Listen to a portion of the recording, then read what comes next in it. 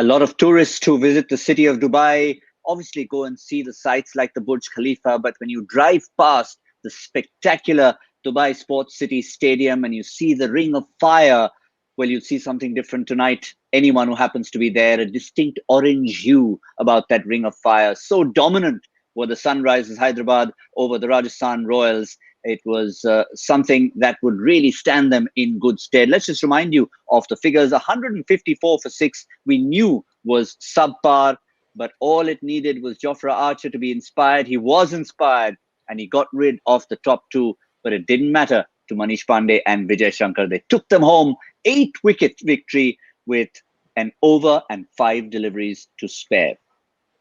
Joined by Lisa Sthalekar and Harsha Bhogle. First up, what will this victory mean to the men in orange, other than just the 2 points? Oh, well, much more than the 2 points, simply because of the manner in which it was achieved. They were in trouble. Make no mistake, they were in trouble against a subpar score, with Jofra Archer bowling like the wind. I mean, it was just sensational to watch Jofra Archer bowl. But when you pay big bucks to your top order batsmen, this is the kind of innings you want them to play, where you not just weather the storm, but you take the attack to the opposition. Not a cameo, not a 30-35, but take the team home. I'd venture to say, I mean, I've seen Manish Pandey play some good innings, but this is as good as he's ever played. This is why you pay players big money, to play innings like these. That partnership doesn't tell the entire story. 140 of 93 balls. In the first 50 runs of the partnership, Lisa, Vijay Shankar had scored 7 out of the first 50. So it just showed the two of them had very different roles to play. They did. And also the fact that Vijay Shankar had bowled so well, he had prevented them from scoring so many runs. So he had a bit of a buffer. Then you have Manish Pandey going big at the other end. He just needed to take some time to get in and get settled. Make no mistake, this is a really important innings for him because if Hyderabad are to kind of make those playoffs, they need some more firepower in the middle order. And they've answered some critics right now. The fact that Manish Pandey has been able to perform well. When they first came in, it was 16 for 2. And then to finish off the innings without losing another wicket, as Harsha said, it is exactly what they need. And it sends a really strong message that maybe they've just woken up. And this is with Warner and Bairstow doing really nothing. And it's not that he avoided Jofra Archer completely, Harsha. He weathered the early storm. 5 deliveries he faced off him. He said, respect, man. And then he went after the opposition. No third over for Jofra Archer. In that time, Kartik Tyagi was not at his best. Manish Pandey took advantage. What about that decision? No third over, Harsha. It's easy to say respect, man, but it's now you got to say respect Jolly old fella, because he's British, you know. Respect Jofra. But, I mean, he's still Barbadian. He's still Barbadian, but he still is. Listen, Lisa is spot on about Vijay Shankar. I mean, till a year ago, he was a top order batsman for India. So he had to bat at 4. I think they've got the batting order right. I think Manish Pandey has also sent a signal to his own teammates. I don't bat 5 for Sunrisers. I bat 3. So that's the other thing. On the issue of Jofra Archer bowling 3, it looks very, very good in retrospect to say he should have bowled the 3rd. If you call it after 2, saying I think he should bowl 3rd, then that's a valid argument to me. It's very easy for me to sit now and say, yeah, he should have bowled 3. Harsha, to be fair, I think all of us who were watching it did call it at the time. It was a tough one, actually, because see what was happening at the other end. You know, they were just getting hammered. Rajput had got hammered. Who bowled 4th over? Kartik Tyagi had got hammered. 1 over for 13 Stokes. Yeah, so I mean, he followed the template, isn't it? That when the going gets tough at the back end, you want someone to win it. He wouldn't have bargained for the game getting over like that. So it was a tough call. It was a tough call. Easier as the game went along to say that he should have bowled a 3rd over. I mean, I'm thinking of a situation where Jofra bowls 3rd over, and instead of 2052, his spell is 3082, and wickets start to fall. There's a run out. You're suddenly in a situation where you need the team needs 36 or 4, and you don't have Jofra's overs left. So it cuts both ways. Fair point. But I think ask the captain. Ask the captain. Yes. How's that fence sitting going, Harsha? Bit painful, isn't it? Nice, Jeff. Well, I gave my point of view. Listen, No. watch Aussies on the program, man. These Aussies cannot understand the niceties, simple subtleties, little respect shown. No, I do agree with you. You know, it is very easy to sit back in air conditioning and make these comments. I did say at the 10 over mark that it would have been a 50-50 call because you want still your best bowler at the back end. So actually, Harsha, we were in agreement. I know the stranger things have happened. 2020 is a freaky year, but we were slightly in agreement. But what teams will do now is they will go back and coaching staff and Steve Smith, no doubt, will go, okay, where could we have won the game? And no doubt he will now look back and go, maybe I should have bowled the third over. Everything is great in hindsight, but you've got to learn from each loss so that you, when you're put in a similar situation, that you don't make the same mistake. I also think, Gautam, if he had an Heinrich Nokia at the other end or a James Pattinson with overs left, he might have said, look, if it comes to it, I've got bowling at the back. If he had a Rahul Chahar to bowl overs in between, he had Ashwin and Akshar to bowl overs in between, he might have said, let's go let me go a third over. But he was worried he didn't have anybody else. I mean, at the end of the power play, I wrote some numbers somewhere. Lisa's not the only one who writes all the numbers. Archer 2052, the rest in the power play 40-50-30. So he's thinking, I don't have anybody else. So how can I make those 4 overs actually look like 7 or 8? So maybe that was what he was thinking. If he had a little more support, if Ben Stokes was in rhythm and he had 2-3 overs of Ben Stokes at the back end, he might have given him a third. Interesting. That breakup that Harsha told us right now. Remember, Harsha, at the end, after the first ball, we had decided our My 11 Circle Badge of Honor scores. And when Warner went, you said, can I change mine to 33? Would have done no good because they went way over. Did I? I don't remember. Rewind, please, rewind. But it was brilliance from Jofra Archer, which is why for the second time, we normally don't do this, for the second time we are forced to feature him as our post-match feature on the Boost Stamina Meter for a very good reason. If you have a look at his bowling rating, it's 99. That's the highest rating we've had in the tournament so far. Average speed clocking in excess of 140, 67% of dot balls today, 5 bouncers, 2 for 21 in 4 overs. Towards the end, obviously, the match had gone away, but his first 2 overs were really the performance. And I think Harsha had reminded me of Shikhar Dhawan the other night. Brilliant 100, but nobody contributing at the other end. And it's a worry for them. You know, when they put their team together, they would have thought, we've got Jaydev Unadkat, an experienced bowler, Ankit Rajput around there, Karthik Tyagi, a little bit of fire, a young kid, and then I've got Stokes. If something happens, I've got Tom Curran, I've got O'Shane Thomas. So they would have built the team around that. But at the moment, it's looking like, I mean, you can't be rude, but they said that about the New Zealand bowling side when Richard Hadley was bowling. There is Hadley at one end, and the English can be very rude about someone else at the other.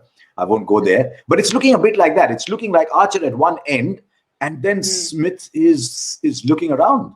So it's a tough call. I mean, this is a demoralizing defeat for the Royals. I think the issue for Rajasthan is that Unadkat hasn't quite cut the mustard, has he, in IPL? Like, he does so well at the Ranji Trophy, picking up so many wickets. You go, yep, he's going to learn from last year, the year before, but he just gets to this level and he just isn't able to perform as well under this pressure. So that's probably, I think that's what's hurt them the most, because they've kind of banked a lot of overs with him. Obviously one of the better domestic bowlers going around, and just hasn't performed. And the speeds that Jofra Archer generated, I think that also become a talking point. We've had several chats actually about quality pace from the start of the tournament. And if you have a look at Jofra Archer in power play, 147, 149, 2 wicket deliveries, started the match, first ball of the match for himself, 151.7. What about How many times has he got Warner out now, Lisa? Yeah. Ball 2 was too quick. No, was too quick. Ball 2 was too That's quick what I was going to say. How many times? I think 5 or 6 now. 5, yeah. 4 and 7. Have I got you uncertain? Yeah, you've got me uncertain. But Just see, there's tests. There's tests. Page 32, paragraph 3, second line, Lisa, in your encyclopedia, then your homework. Hang on. It looks good when you do it that way. It is 5 and 7, yeah. Yeah. But really, I mean, if you consider that, you'd have to look ahead from Rajasthan's point of view and say, well, they really need some help. Unadkat was a good example. The guy sitting in the shed. I mean, you talk about serious speeds. Someone like O'Shane Thomas can generate that. But the problem is, how do you get him into that 11? The 4 overseas players, it makes it hard, doesn't it? And this is where, and we spoke about it in the innings break, I think they've really got to have a look at Ben Stokes and what he's giving them. You know, that's an international spot, and he's just not performing with bat or ball, and maybe he just needs a bit of a timeout. So there's an opportunity for them, and I felt bad probably for Tom Curran as well. I thought he did well, even though maybe he didn't bowl as well. He got a 50, but he's certainly kind of seen as an all-rounder in this shortest format. So maybe Curran comes in, but they've got some options that are sitting in the change rooms. Yeah, we just have a quick look at when the next game is. Yeah, we're going to put up the schedule. The next game's on Sunday. I'm trying to think whether what you said in the earlier show about another player, whether Ben Stokes might pick up a niggle. Well, I mean, the next game's on Sunday, but 2 days. You really can say someone's been rested, tactical change, whatever it is. There are times when you talk about a niggle, and I think Simon Dool was just being a little cheeky there, but he was being honest to God, saying, yes, captain of the team, captain of a national side, but if you need to fit someone in for balance, you can do it. Quickly looking at the Cricbuzz app, Harsha, what Steve Smith was saying at the end, we needed more runs in the first innings, stating the obvious. Can't put my finger on anything. Plenty of good players and good teams. We haven't been able to pull back-to-back wins. It was slow and stopping in the first innings. So he reckons that maybe they were not as short as we thought that they might be.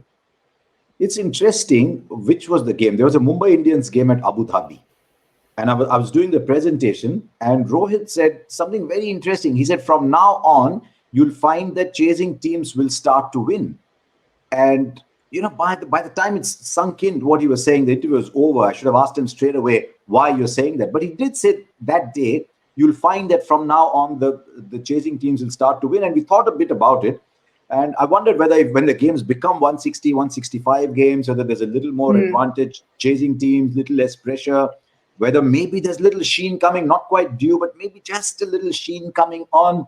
So I don't know, but he did mention that, I think also the fact that players have spent 5-6 weeks out there training regularly, whereas at the start, majority of players were coming out of lockdown. So the thought process of chasing, and there were big scores at the start of the tournament, especially Sharjah. So I think more practice, and the conditions might be changing as well to make it slightly easier in the second innings. Yeah, it was one of the factors we said at the very start of the tournament, because it's one thing to be rusty about, doing your on-field activities, be it with bat or ball. But sometimes that mental rustiness means you're probably better off just putting something on the board and going out there and fielding. But it's shown, the statistics show it, Harsha, last 10 games, 8 have been won by the team chasing, and the other 2 have been super overs. Yeah, I wonder too if the heat was a factor, that when a team wins the toss and bats first, the fielding side has to spend about an hour and a half, hour and 40 minutes in that heat. Now the heat's come off. So I wonder if that's the reason why the chasing sides could be fresher, but I don't know. I'm just sort of throwing darts and seeing if it hits somewhere.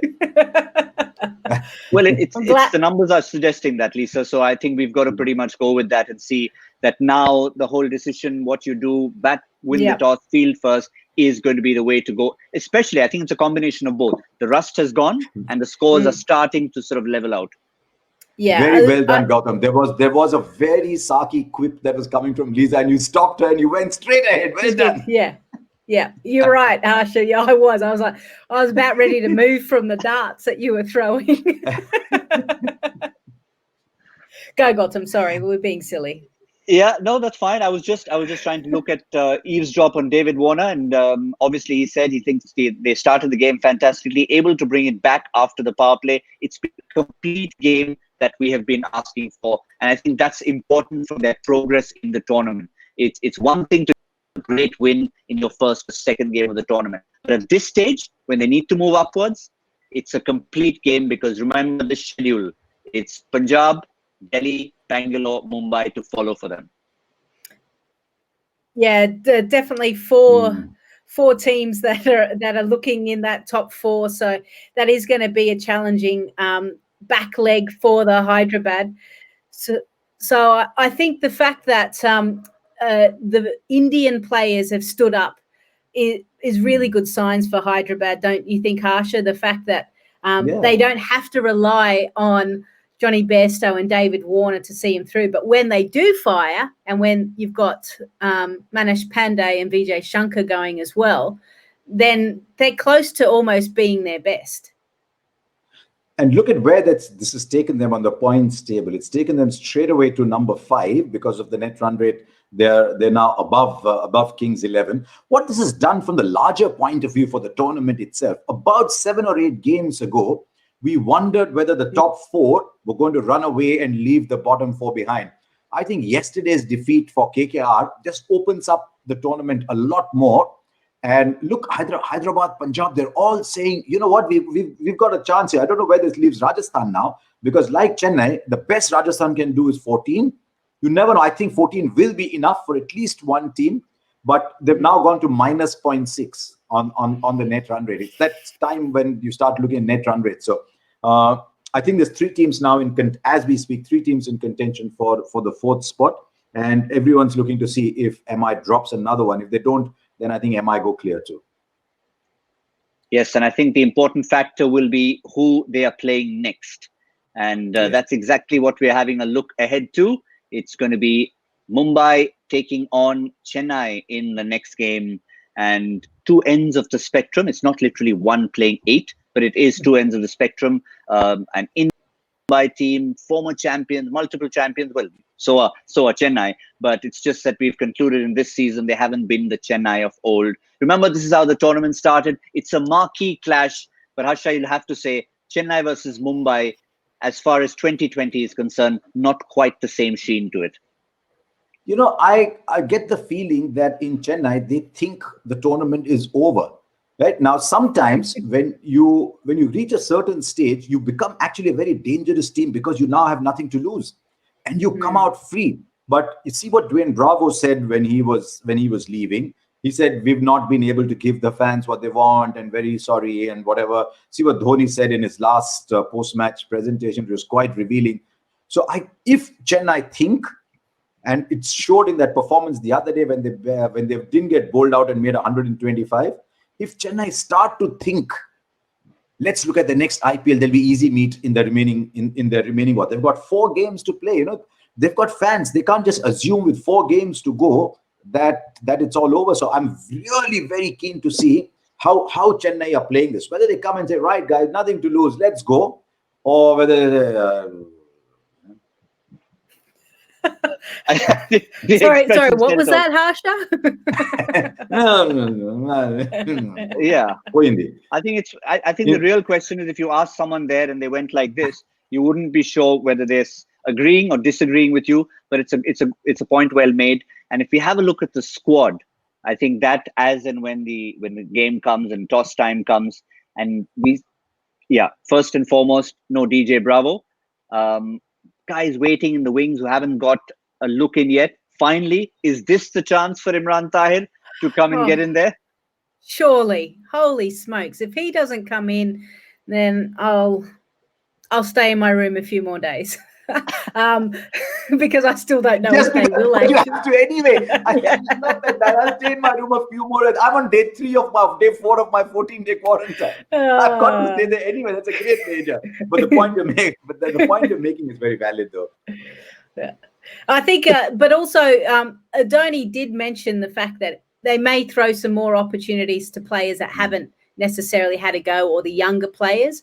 And whilst hopefully that will free them all up, it does give them an idea of what's coming for the next IPL, which is only around the corner. So you've got to try and start to understand what is your best team moving forward, what is your best 11, especially if the IPL is going to still be played in the UAE. We know that Chennai tend to pick sides for their home ground and their home surface. That hasn't worked out this year. So they've got to start to think about all of those things. So don't be surprised to see some changes. I think if they're smart about it, they'll give some changes, which might just refresh the team, and away they go. Like Ningidi is another one that I'd love to see. Okay, let's look at the Imran Tahir situation.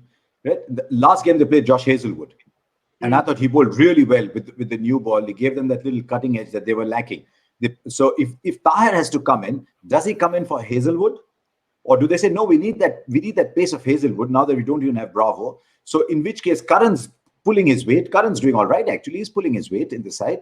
So does it mean one of the two oldies at the top goes out and Ruturaj Gaikwad comes in there in his natural position at the top of the order, and Tahir comes in for one of the batsmen, and then they leave out a Karan Sharma or a Piyush Chawla or somebody and get him in, and then maybe get a Jagadisan for Kedar Jadhav. Also, if I might put on my Caribbean hat for a moment, and I'm you never took it off.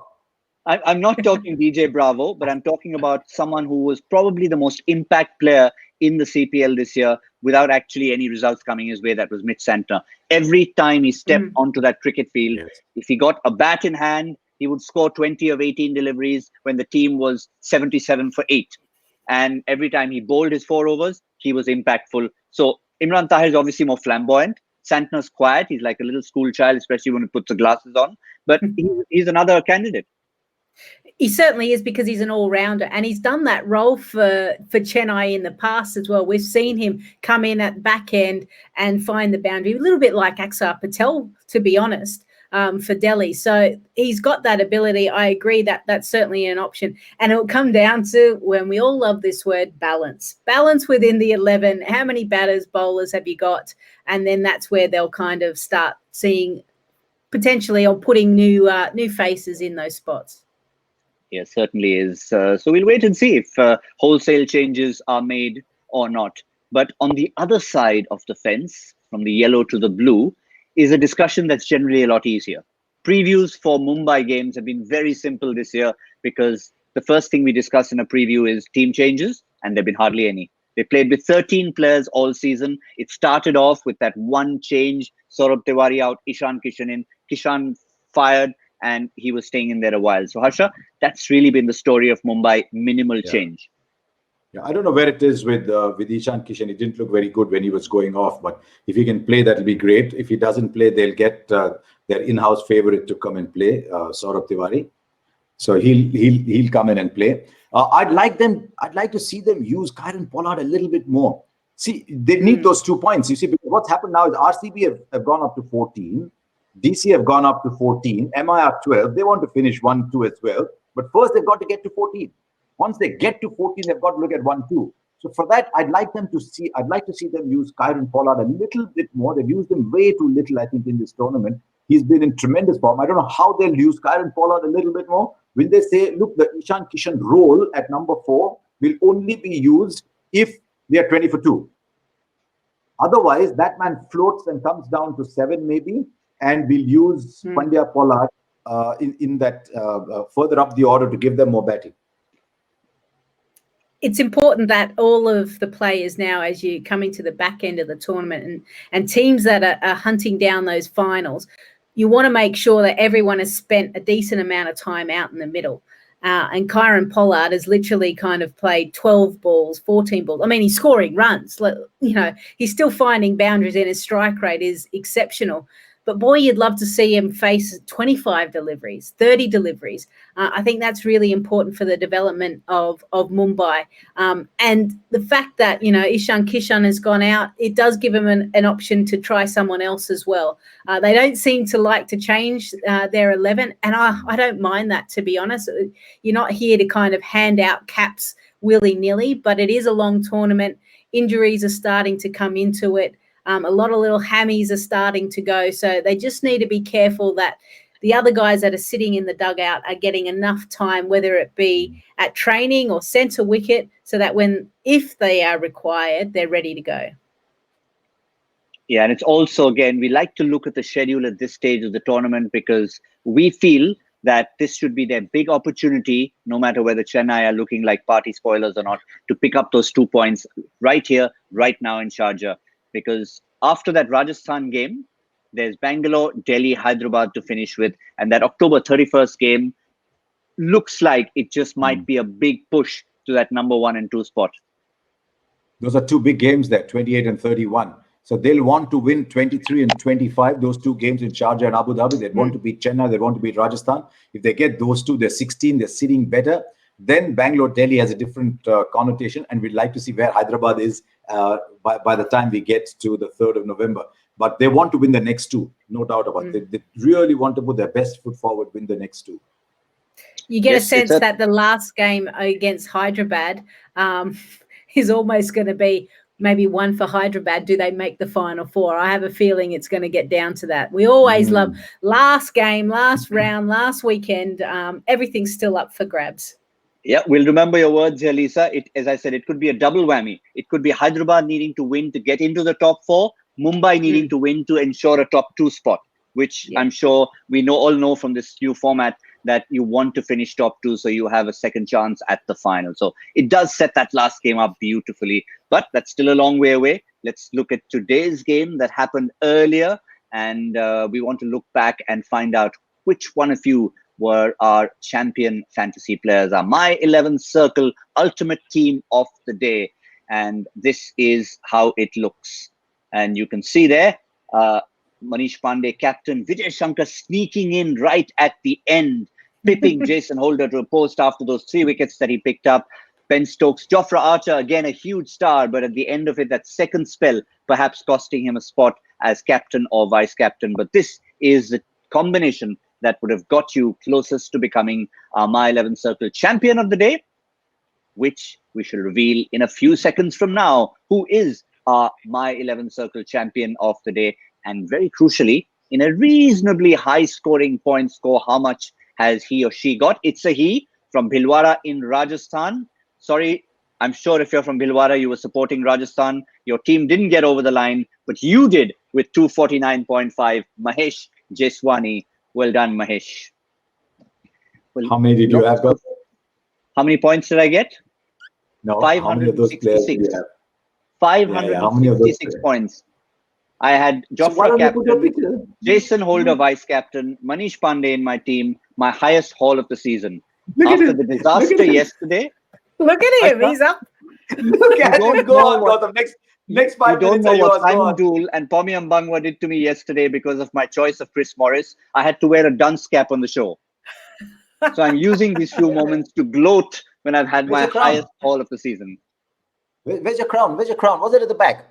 You got any crowns around there? Let me just. No, I don't.